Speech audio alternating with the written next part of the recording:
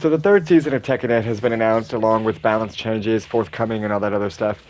And the four characters that are coming this season, there's a new character who they're saving for last. They'll probably come out next year if I had to guess. It's a completely new original character, not a returning legacy or guest as far as I know.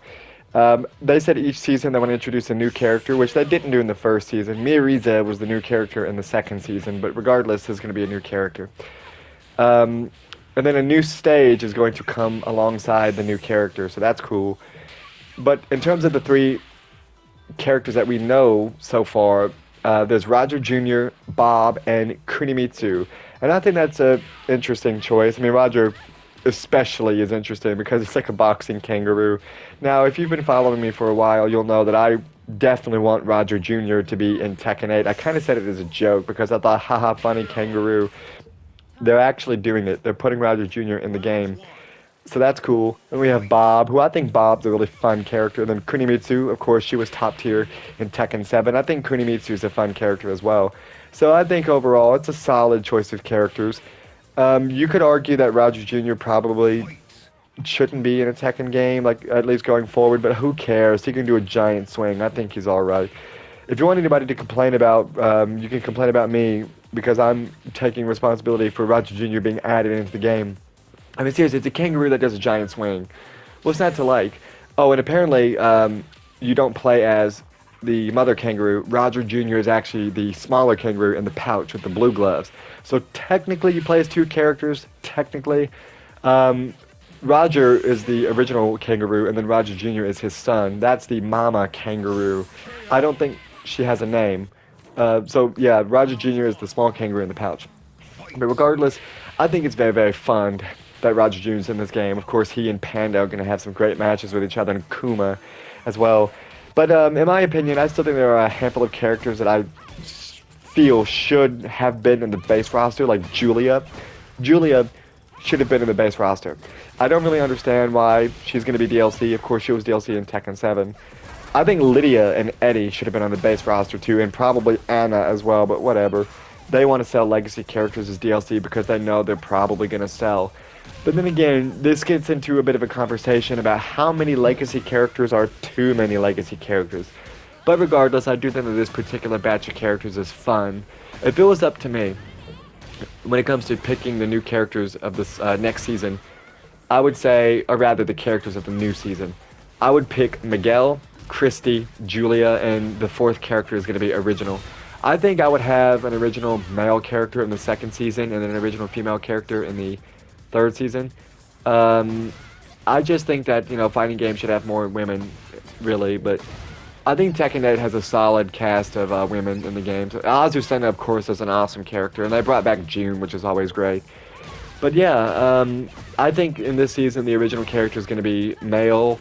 I'm not sure what the fighting style is going to be. It'd be cool to have another wrestler in the game. I mean, you have King and Armor King, but Armor is more so of a brawler.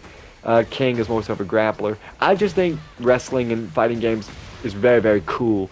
I just think the idea of a character performing wrestling moves is just awesome.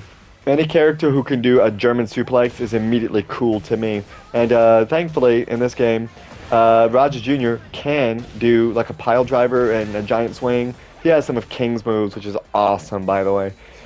So alongside the new characters of the season, there's going to be a huge balance change coming out, I believe in March.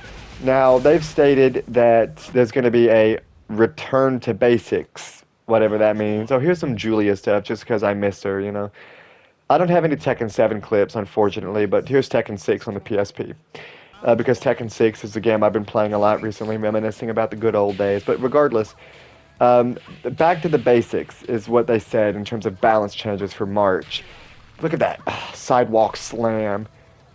She also does a move where she's in she puts her in a fireman's carry and then she just kind of drops you on your neck. It's not a Samoan driver. Look at that beautiful sidewalk slam. You have this bulldog too, which is awesome. Great bulldog. Whatever that is, sure. And then you have some of the back throws. Look at that beautiful German suplex. Wonderful. Anyway, she also has a move where it's like a fireman's carry and she just kind of does a driver on you. It's not quite a Samoan driver, but it's similar.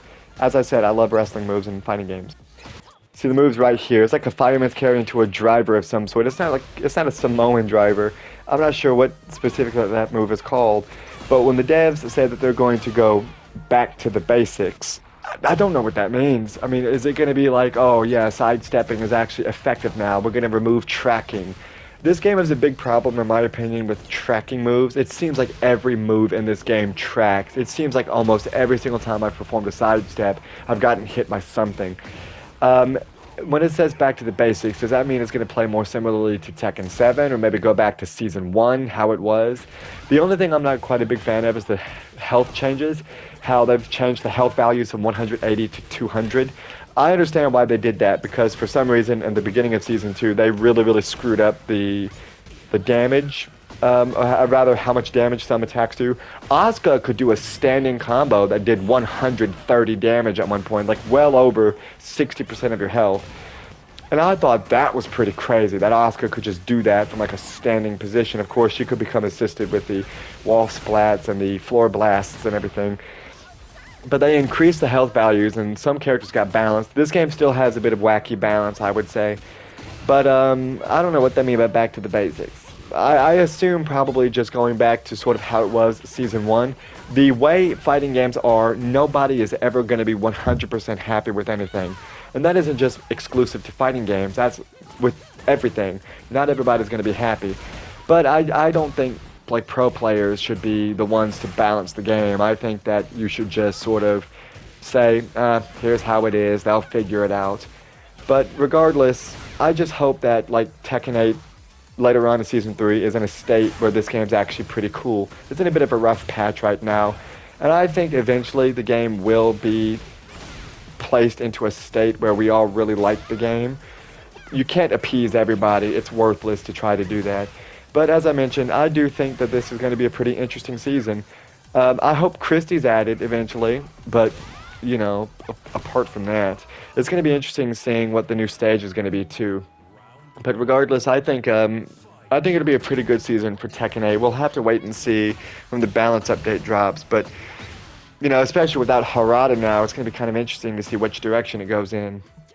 But I'm fairly confident that this season of Tekken 8 will be beneficial, especially to the game's future.